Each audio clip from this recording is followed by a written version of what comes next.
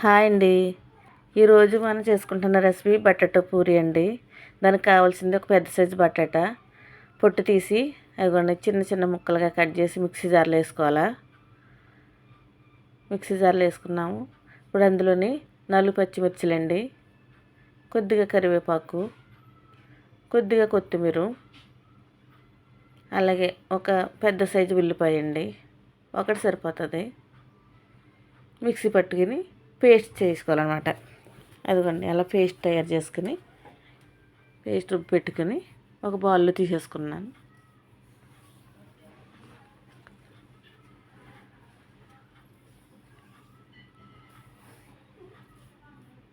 ఇప్పుడు అందులో కొద్దిగా అల్లం వెల్లుల్లి పేస్ట్ అండి, ఆ పేస్ట్లో వేసుకున్నాను.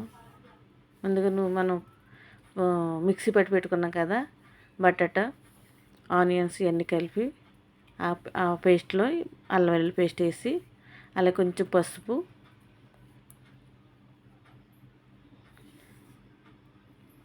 కొంచెం కారం కూడా వేసుకున్నామండి, చిల్లీ పౌడరు,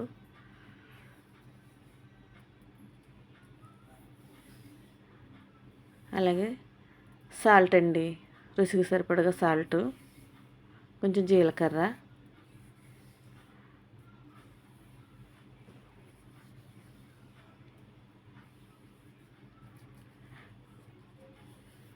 నువ్వులండి, తెల్ల నువ్వులు 1 టేబుల్ స్పూన్ తెల్ల నువ్వులు కూడా వేసుకున్నాను.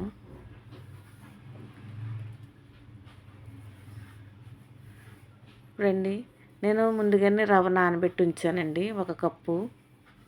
ఆ రవ్వ నానబెట్టిన రవ్వ ఇదిగోండి, ఈ రవ్వను కూడా ఈ పేస్ట్లో వేసుకుంటున్నాం అంట. నానబెట్టి ఉంచుకున్న రవ్వ కూడా బొంబాయి రవ్వ అండి, సుజీ అంటాం కదా అది.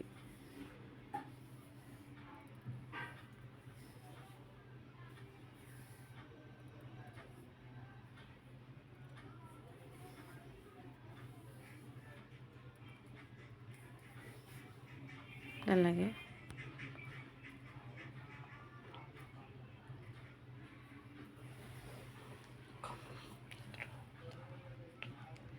గోధుమపిండి అండి, గోధుమపిండి చపాతీకి మనం ఎలా కలుపుకుంటామో అలా కలిపి పెట్టుకోవాలన్నమాట. పూరీలకి ఒత్తుకోవటం ఇదిగోండి అలా కలిపి దానిపైన ఆయిల్ అప్లై చేసి ఒక 5 నిమిషాలు పక్కన పెట్టుకోవాలన్నమాట.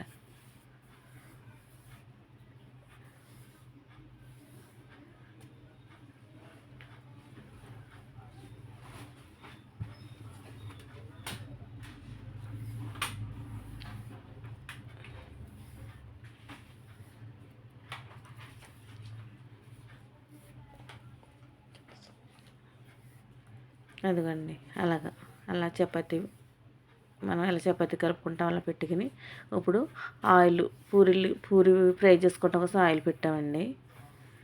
ఆయిల్ వేడెక్కినాక చపాతీ ఒత్తుకుని చపాతీ ఫ్రై చేసుకోవాలి, పూరీలా ఒత్తుకోవాలి.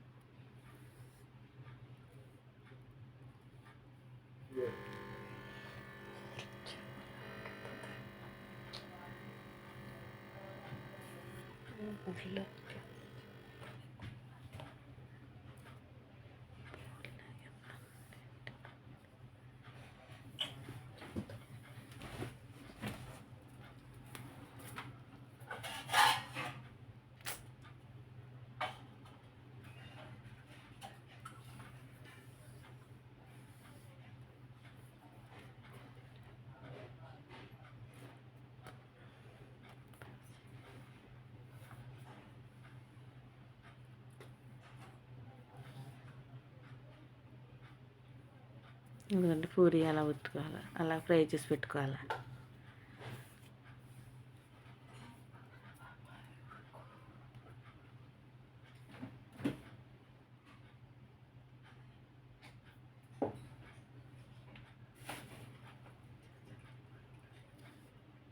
ఇవ్వండి చూసారా ఎంత బాగా కనపడుతున్నాయో.